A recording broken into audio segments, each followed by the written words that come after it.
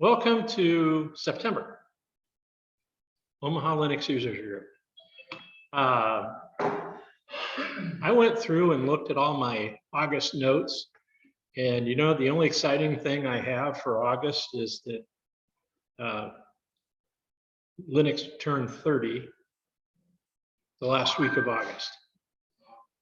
So other than that, I don't have any really big announcements or new distribution or anything like that.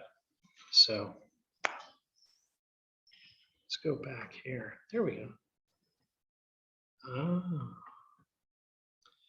Okay, so I'm still looking for people for October and November for speakers. So if you are interested, please contact me.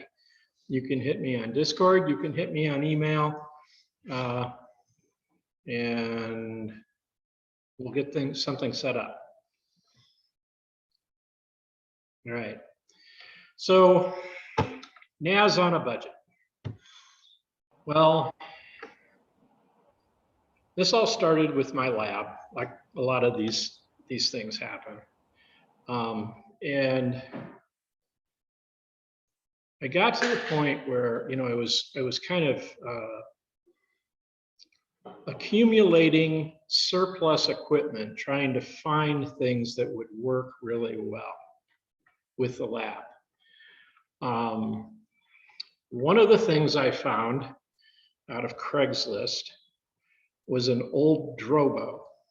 I don't know, has anybody remember what the Drobos were? Yeah. Okay. It's a very, I have a Pro. It has 8 hard drives in it, but it's so past end of life. It's not even funny. It's so far past end of life that you can't even mount it onto my Linux boxes without telling it's okay to use a deprecated CIFS protocol, which is, so I knew I needed to get that replaced. And I started shopping, and I should announce, okay, I'm Dave Thacker. I'm a system administrator at Northrop Grumman, supporting the 557th Weather Wing, and I don't speak for Northrop Grumman or the 557th Weather Wing because my company says, don't speak for us in public. Okay. All right. What is a NAS? NAS stands for Network Attached Storage. Storage that acts as a centralized share to use over a local network. What do you use it for? Hey, Dave, are you sharing your screen? Of things. Hello? We don't see your screen. You don't hear a thing. We don't see your screen. Okay. Please stand by while I regroup.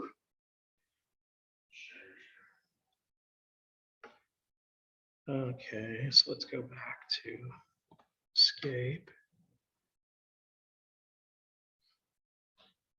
Zoom.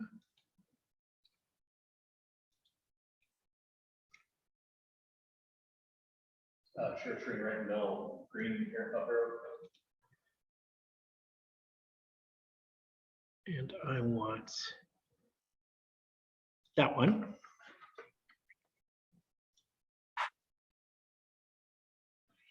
You have that up? No? It's here. Okay. All right. And then, can you hear me now? Yeah, we can hear you and we can see you. Excellent. All right. So I won't do the whole spiel, but I will say that I'll go back to this. First of all, let's present. Okay, still there? Affirmative. All right, excellent. Okay. This is me, Dave Thacker, System Administrator, Northrop Grumman, supporting 557th Weather Wing. And that's my email if you want to send hate mail. Okay. Most people know what an NAS are, but I'll run through it again. Centralized storage that can be shared over a local network. People use that for documents, photos. I store virtual machines on them. I do code source on them. I don't use video in mine. I'm trying to get my wife to use recipes, but she has those 4x6 index cards. Those are so cool. All right, some people do use NAS for backups, but remember, RAID is not a backup. Say it again, RAID is not a backup. All right, this was my dream NAS setup. This is what I wanted. It was a four bay Synology. And you know, when you buy these, they don't have drives, so you have to go find those. And my budget looked like this. Synology DS920 Plus, $547.99 without tax. And 4 Western Digital Red 2 terabytes, because I didn't want to spend more money than that. And it was $955.95. That is going to blow a huge amount of a huge hole in my home lab budget. So I started looking for budget-friendly alternatives. I looked at several different software pieces, Unraid, FreeNAS, Open Media Vault, and a couple others. And I looked at what kind of hardware I could run this on. You could run it on a single board computer, like a Raspberry Pi, a repurposed PC, a repurposed server, or you could actually build your own PC. Now, my goals were, I wanted it to be relatively inexpensive. I didn't want, this wasn't the part of home lab that I thought was a lot of fun. I just wanted to get the thing built and get the thing done. And I didn't want to spend a lot of time tweaking it. Once it was up, I wanted it to work. And I didn't want to have to go in and mess with it. I was looking for about 4 terabytes of capacity. You could always want more. And I wanted it to be reliable. I wanted a stable development community, because some of those things are here today and gone tomorrow. And I wanted to reuse existing equipment if possible.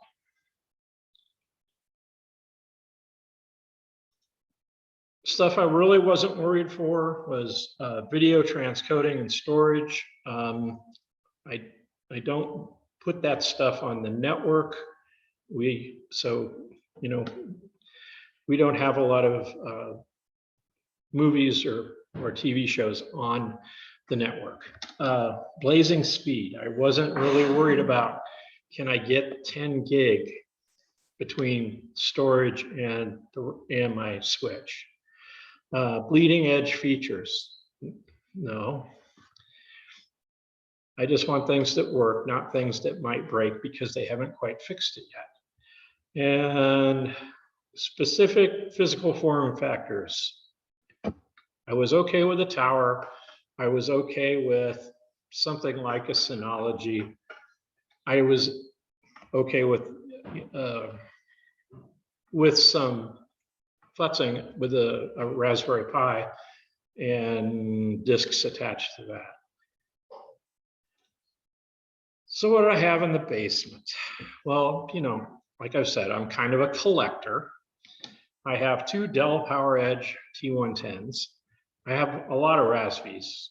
I had an empty case with a 5-slot RAID controller and a 5-bay disks that a guy gave me because he took all his guts out of there and said, I want to use a Synology. I don't want to use that anymore. And here, you can have this, but no power supply, no MOGO, and nothing. And then I had a Dell R710 that had 3.5 drive bays. And that's one of the 710s I hadn't really put into use yet.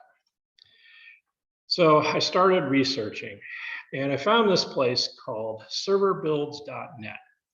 I found this from a subreddit called JDM_Watt, which is the guy who runs serverbuilds.net.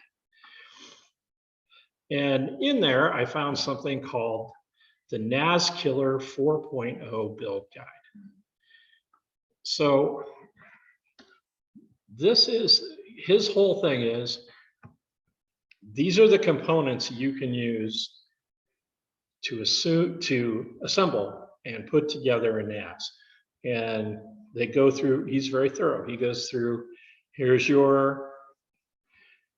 a case, here's a motherboard, the RAM you might want, the RAID card you might want, the drives you might want, and all of these are, I'll call it, optimized to be lower expensive alternatives than my beautiful Synology. So when we're talking about the guides, I found a section on, if you don't want to build your own PC, use a pre-built socket 1155 server. And I quote, "The best tower of the bunch is easily a Dell PowerEdge T110-2. It has the most drive bays, it's readily available, supports a wide range of hardware, plus it looks like a Batmobile." Okay, so what do you think, guys? Does it look anything like the Batmobile? I think you're right with that. We got the little fins on it. Yeah. So like I said, I had a couple of these. Then I thought, and they didn't have anything in them. When I say no operating system, they weren't being used. They had the stock Dell operating system. They had come with a RAID card. And, it's got 4 bays and extra bays past that. So I thought, okay, let's give it a shot. Why did you have several of those?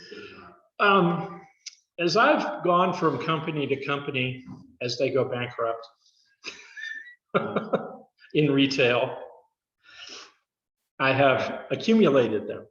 Okay. It's like it's the day, it's the last week, and you're in the office and you look around and you look at your boss and say, "This is my Linux workshop. This is my Linux workstation. Are you going to sell it?" "No, man, that thing's 5 or 6 years old. We don't need that. Take it home." Okay. All right. So the hardware was sorted, and now I wanted to look at the software. Now, I selected Open Media Vault. I eliminated Unraid because Unraid has a license, and the license is based on how many drives you are attached.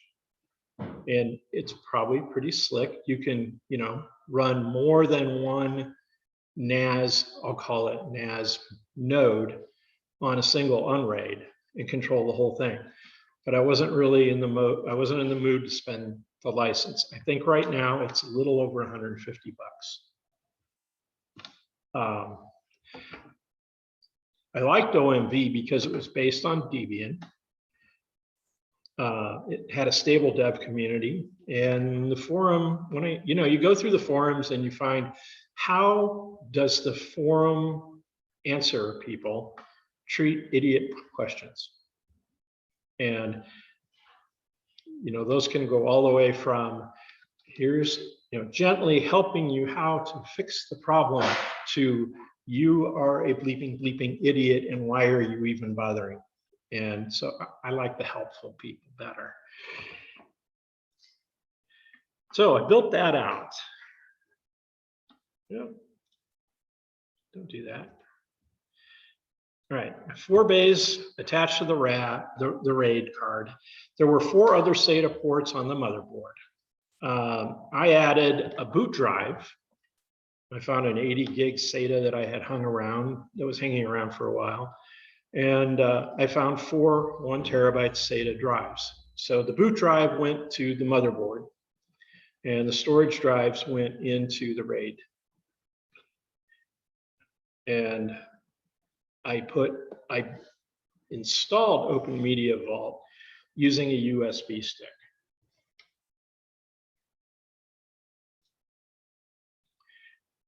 Build process is pretty easy. There's an excellent video build guide at, oh, I've got a link there. Okay, it's Dad Tech. No, what is it? Can I pull this up?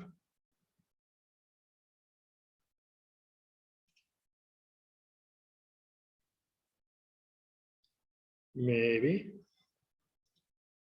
No, we're not going to worry about it. Okay, it's Dad Tech Life. And you know, he's kind of cheesy, but he's not really obnoxious. And he does go through things at a good pace. He's not spending a lot of, like I am right now, talking about stories about this happened or that happened. It's just like, do this and then do that and do this. And he's got several open Media Vault videos that I would recommend. Okay, storage drives went to the array card. I attached a boot drive to the motherboard.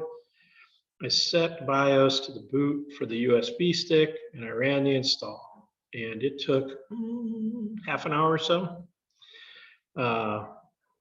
It came back up. I had my IP address. I browsed to my IP address from another computer and I had the login screen.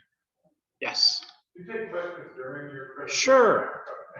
I think last time I was here, Jeremy was like, just shout out to this. I agree.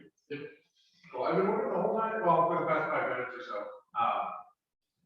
why do you need a special operating system like OLUG? Why not just run around with like a dedicated server? Because it has some other advantages, and I think you'll see those in a little bit. Right. Okay. The question was, why not just use a plain old Debian system? And it's because, and my answer is there's more to come for this. Yeah. So go back here. Where'd I go? All right, I fired it up and OMV was up and I started tuning. So tuning it, all this is done on a browser. So, you know, have another PC and have be able to browse to it. Change the default password, update. I updated Debian and brought all those packages up to date. I set up one user, me, and then I started enabling services. So, you know, this is point and click land. So it's very easy. It's not that I could use systemctl for everything, but I don't have to. So you can decide whether you want to use NFS, rsync, Samba. You probably obviously want SSH. In the panel, you have a way to enable smart monitoring on the drives and notification so that one of your drives starts to get sick, it can email you. And then you can set up the RAID the way you want to. Also, there are a ton of plugins for OMV. There's an OMV backup and board backup plugin. Plugins for disk stats, OpenVPN, ClamAV, some of the other stuff that I wasn't really interested in using, the UFS file system, ZVS file system. Someday I will start playing around with ZFS, but this was not the time. set up Wake on LAN and a program called NUT that monitors your UPS. And then Docker. Throw Docker on there. So my future plans on this, set up my backups because I need to either cross backup, you got to remember the 3-2-1, right? 3 copies, 2 formats, 1 of them offsite. And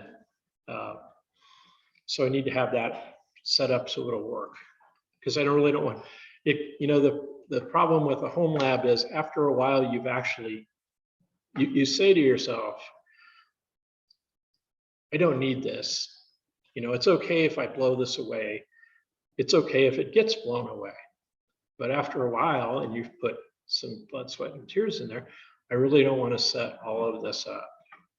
So that's when the backup fairy comes up and says, do that. All right.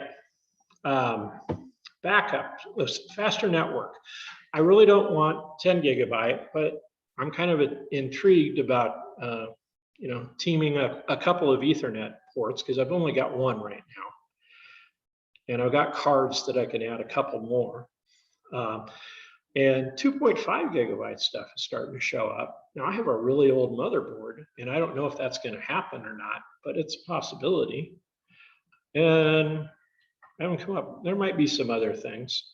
I do want a test NAS at some point, and the test NAS is specifically to be able to blow up. What happens if I pull a drive? Because I'm not sure it's hot swappable. What happens if I want to pull out a 1 terabyte and I want to put in a 3 terabyte? Can you cope with that?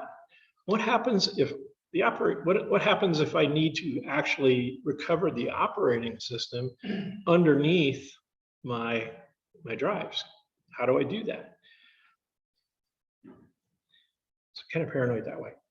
So those are the things I'll probably be doing in the future. Now I built 2 NASs with the T110s. I've got one that I dedicated to the lab, and one of them dedicated to household things like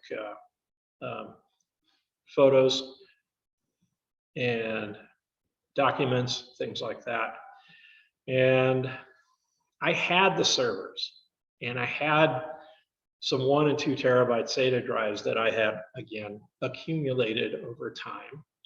And so I didn't really, I did not have any investment in there, except my time. But what if you had to build one from scratch? Okay. So I built one called the Recycler. The reason I call it the Recycler is because I found the T110 out at Cross Data out on 72nd and Crown Point, which does recycling and resells some equipment. And I grabbed, it was for 60 bucks, so I grabbed it. I'm putting in 3 terabyte drives, 4 of them. That's going to run about 200 bucks. And I am definitely putting in the extra Ethernet port. So I've got, that's probably, it would be 25 if you had to buy it. I've probably got one down in the basement too there. So that's 285. Now, recycling and Craigslist and Facebook Marketplace, that's kind of the stuff you want may not always be immediately available. So you might have to be patient to get the things that you want at the price you want. I got lucky on this one, I will admit. But I went around and did a little more research on this. And I'm kind of surprised on some of this, but you're still cheaper than a Synology. So let's look through if you actually bought everything. And for my prices, for the servers, I'm using eBay averages, 3 terabyte drives, because right at this point, 3 terabyte drive is kind of the sweet spot for used drives. If you go bigger or you get smaller, it costs more per terabyte. And then when I get down to the PC build, we'll talk about the parts. So I found T110s all the way from 150 to 450. So I'm going to say an average of 300. The drives are about 200, 4 of them. Parts on this might be a RAID card. It might be an extra Ethernet card. And the estimated on another Dell T110 buying everything is probably about 550. Now, R710, if you really want to do that, because that's a lot of power and a lot of electricity. PC server, I could find those for 150 with 3.5. 3.5 drive bays are less attractive, so they're a little cheaper. 200 for the drives, 50 for the parts. Again, I don't know what your situation for. It might be a little more than 50. Things you might want for is an iDRAC, or you might want to get, you might change out the RAID controller. So that one came in, I think, around 500. And then I went through the guide and I started looking at, just kind of like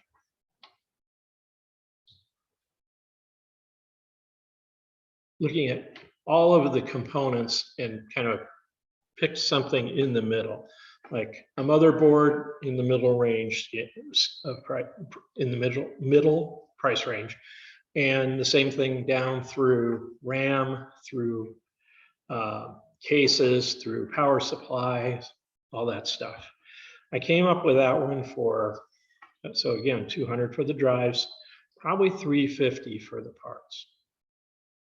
And like the parts parts included: motherboard, case, CPU cooler, RAM, power supply, RAID card. Now, I know very well that I see stuff all the time on Facebook that says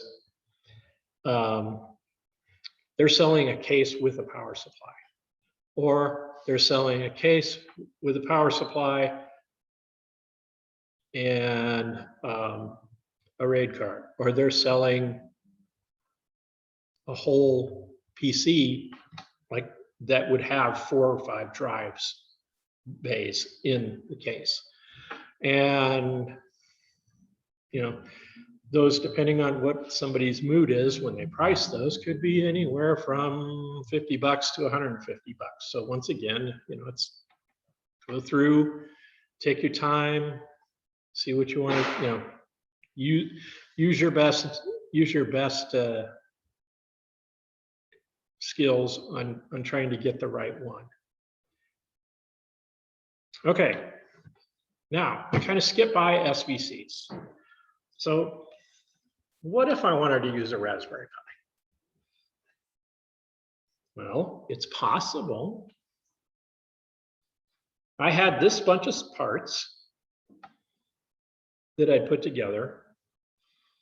And what you've got here are a couple of drive enclosures, a couple of used terabyte drives, a Raspberry Pi 3B Plus, and an SD card, and a power supply. And I built that. So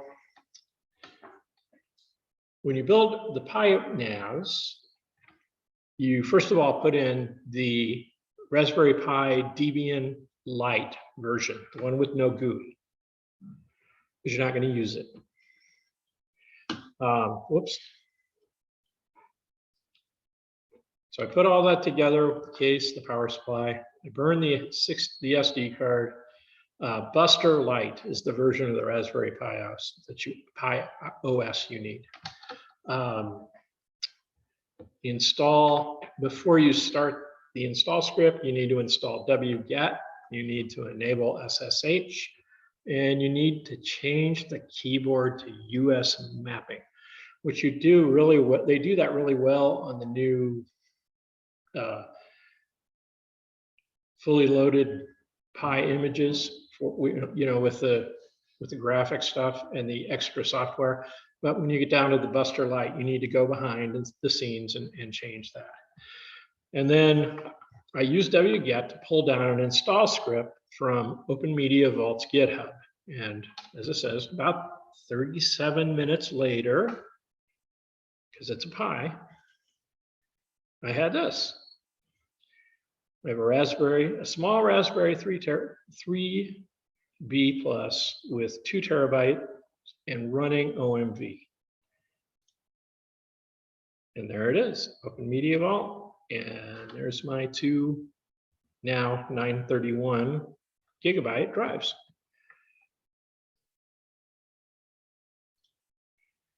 So disclaimers. This is a USB 2 interface. This is not fast. This is probably slow.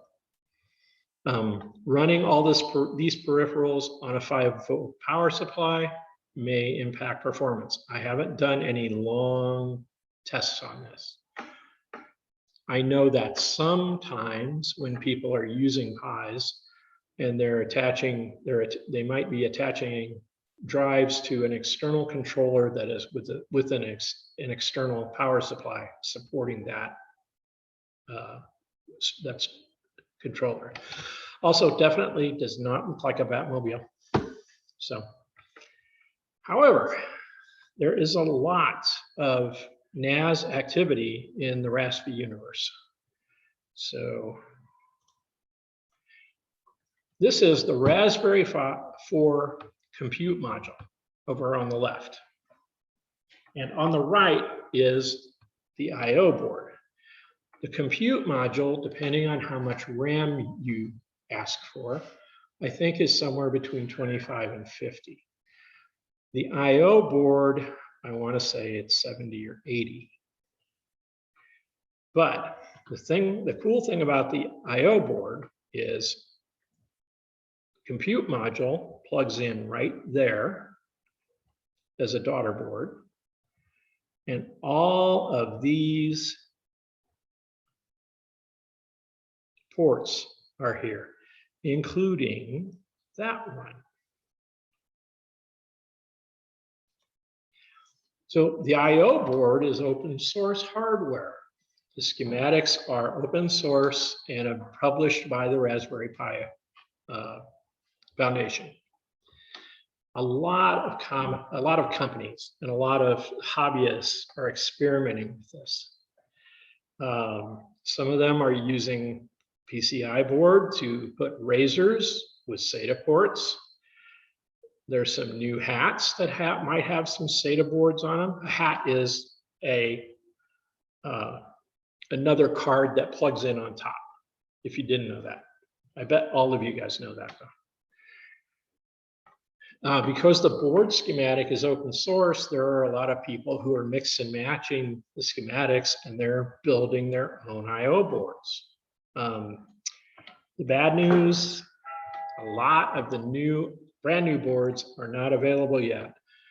A lot of this, there's been a recurring phenomenon where here is my new Raspberry Pi NAS hat or my NAS controller, and they put it up on their catalog, and by the time I get it there, it's out in stock, and then it stays out in stock for a long time. The chip shortage is hitting them really bad. A lot of the hobbyist boards that I'm seeing are in various stages of crowdfunding, and they look pretty good, but you know, there's some risk when you're buying into crowdfunding. So if you wanted to start down this rabbit hole, there's a guy named Jeff Geerling, who I first heard about Jeff because he wrote a book on Ansible. It was my first book on Ansible. But he left Red Hat last year. And he's been, I'm not sure what his other job is, but he's been hanging out and doing all kinds of Raspberry 4 experimentation videos. So look him up on YouTube. He at some points he is extremely hilarious. He's been talking things about hardware RAID, SATA RAID NASs, and he reviews the new IO boards. He's also tracking the progress of the boards that he's reviewed. So, you know, the thing about, I told you about the crowdfunding. So I reviewed this board, it's in crowdfunding, and you can follow Jeff's page that shows what stage it is. So I'm pretty excited about that stuff because I think that'll probably be, at some point, I'll probably have a couple of Raspberry Pi NASs, and I'll retire the T110s. All right, conclusion. You can roll your NAS for less than a new Synology. You may need patience to get some of the components you want. OMV isn't as slick as the Synology software, but it's got a lot of features, and so far it's been rock solid for me. And rock solid for me right now is about 4 months. RAID is still not a backup, remember that. Raspberry Pis are performance limited option, but the future is bright because they're putting in those, they're moving the cards, and the technology is really moving towards the Raspberry Pi 4, which has a lot more oomph. It might be slightly less than the PC option, and definitely it will use a lot less power. So if you guys build one, please put it on the Discord channel and let me know how it works out. Okay, thank you for listening. Questions? Did I make anybody want to go buy one or build one? Not tonight. Yeah. Maybe you want to go buy it rather than build it. A Synology? I've always wanted to get one of those. Oh, I do too. So here's the funny thing. I finished this last night about 7 o'clock. And about 9 o'clock, I'm going through Facebook Marketplace. And I see a posting that says 4-bay Synology, no drives, bad power supply, $80. And I'm like, I'm in. But I couldn't do it right then. It's fine, I'll do it in the morning. Pulled it up to 7 o'clock this morning. Gone. Yeah. Sometimes you have to be a little quicker. I bought a Synology, I think actually, I would say one for one of my clients. Got it all set up and they decided we didn't need it. So turned around and I knew we needed something at the office, so I talked to my boss and I club. Here's what I paid for it. I'll sell it for $50 less because I only had 3 drives in it. He's like, well, what would you do with it? And I said, hold on, let me bring up my sysadmins. And then he started talking about, oh, stop. Just yes. We now, right now, because we do not have backups of our Office 365 environment, Mhm. he is backing up our Office 365 environment to our Synology box. And It's the only option we've got right now. an accountant you might know is also getting backed up on a 4-bay Synology. I believe it. So, But you say RAID is not a backup. no, it's not. You can, how can I say this? You mitigate risk by putting things into a RAID, like a RAID 5, because you can take a hit for one drive. And if you use RAID 6, which is probably in bigger equipment, you can take a hit on 2 drives. But more than that, at the same time, you're out. So you need to make sure that those files you can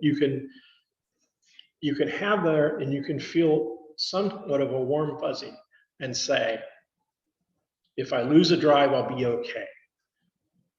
And then you need to turn right around and say, but if I lose too many, I will not be okay. Which pieces of data do I need to move to another place? And another place should probably be a different, maybe it could be as simple as another NAS. It could be, maybe I'm parking this over onto a Debian server someplace. You know, the stuff that I want. So, Encrypted or to an AWS. yeah, true. You can, I think Geerling, when one of Geerling things was talking about is he was dumping stuff up some of his video stuff up into Glacier. And then the third one, it's 3-2-1, right? So one of them is not in the same place. Like, But if you have a workstation. yeah. And you do say RSync or whatever, you can put a backup of it on your NAS. That is one of your 3. Right. So in that sense, it is, the NAS. But I've got, that means that means the work that I've done on my workstation has been backed up to a NAS. So now I've got 2 copies. Now you got 2 copies. Now, Oh, you're counting the original as one of the 3. yeah, that's one of them. Okay. Cool. But the third one needs to go outside. somewhere else. So I need to portable USB drive. If it's not very big, maybe do people still burn DVDs? Previous employer, they had a whole bunch of like really old equipment, and one way to make backups was burning DVDs. So we would burn a DVD every week and send a copy to one of the different sites in the company. Like it went like round robin, we get it back up that week. Yeah. Yeah, a long time ago, I used to work for a company, and they had Iron Mountain. It was a DR site. You know, you would bring your carrier full of discs or tapes, and you'd bring them to them, and then, if something happened in the middle of the night, you could go get in there at 24 hours a day and get your tapes back and put them back. Now it's probably, maybe I've got a copy of stuff over at my daughter's house, or maybe we've got a copy of the business at home. So, but that offsite one's very important. Okay, any other? Yes. Isn't the main thing about RAID not being a backup, not that a multiple drives still lose the files? Yep. Because that can still happen if it's go to more than one server, but the main thing is weak software glitches. There can be, yes.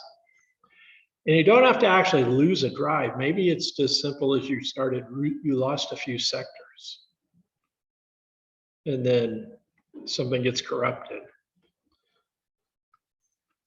So, and I also would say, I didn't talk about this in here, but whoops, somebody's in chat. I'm gonna get that up in a minute. Bruce says, for home file, not video, I just use a USB plugged into my Wi-Fi router. Yeah, perfect. That works. Now I lost my thought. Oh, risk. Let's talk about risk for a minute. Now, everything I talked about last night was for used hard drives. Those are drives that somebody else had and they took out of the computer, and they have wear and tear on them. So you are making a risk. You're taking on a risk if you're using those kinds of drives versus buying one off a Newegg, a brand new one. And I'm doing that risk because I'm happy about my backups, and I'm happy about, even if I had to rebuild all my lab stuff, even if I don't want to, I could. It's not, I've got my build plans, I've got my Ansible stuff, so I can put it all together pretty quick. It's just, I don't want to take the time if I don't have to. So, okay. Anybody else out there? And then just kind of a personal thing, like, what are the features you're looking for in a, like a backup operator? And I'm pretty new, new to all this, and I don't have network test for it at home. I'd like to build one. And so, I've been kind of thinking about how to do this, and running it from Raspberry Pi or a server, but then I was thinking I just run, like a basic operating system, then I probably have to go on and download a bunch of software to do a team. Well, you could do that too. I mean, but you could actually put board backup on Debian. Just run it on Debian.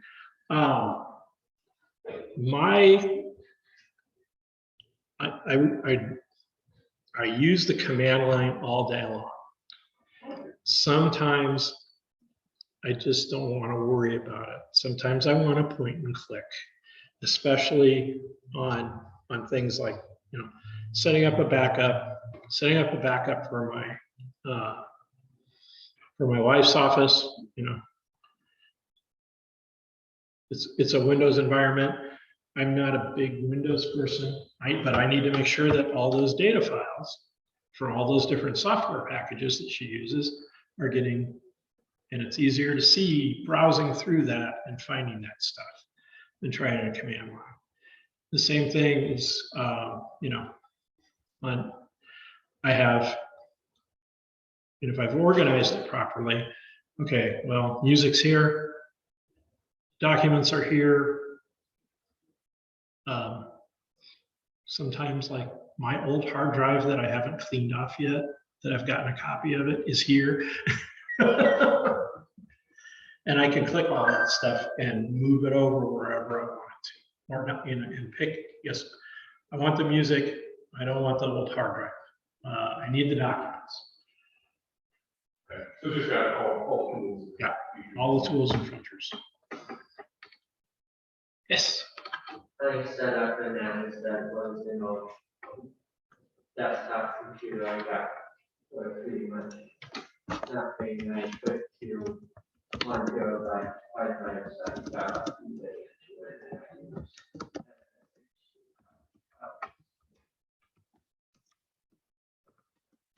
and 5 terabyte.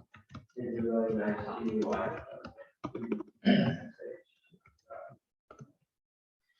Well, you can use SSH, you can use rsync too. Rsync is very, are they Linux? Is it Linux? OpenBSD. Okay, OpenBSD would be the same thing. I'm sure they had the rsync, and then on rsync and cron, and that's a if you're comfortable with that, it's really easy to cron up something, and every night at midnight, whatever you want to copy over to someplace else, you can.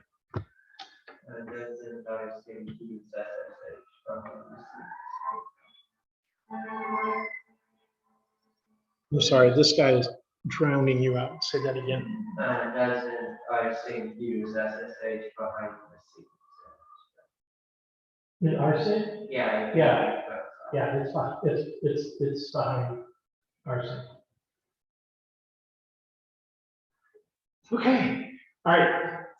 Do I have any volunteers for October? Do I need to go shake the bushes on the mailing list? 1, 2, 3. I'll read it out, but I won't be ready next month. Okay.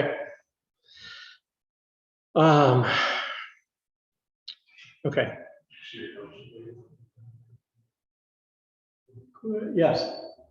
And then I don't have my stuff. I don't have my lab stuff encrypted, and I don't have my photos encrypted either. No. So, Sorry, I didn't see that was you, or not, I thought that was someone else. But, I'll do some research on that though. Throw that on the channel. All right, thank you very much.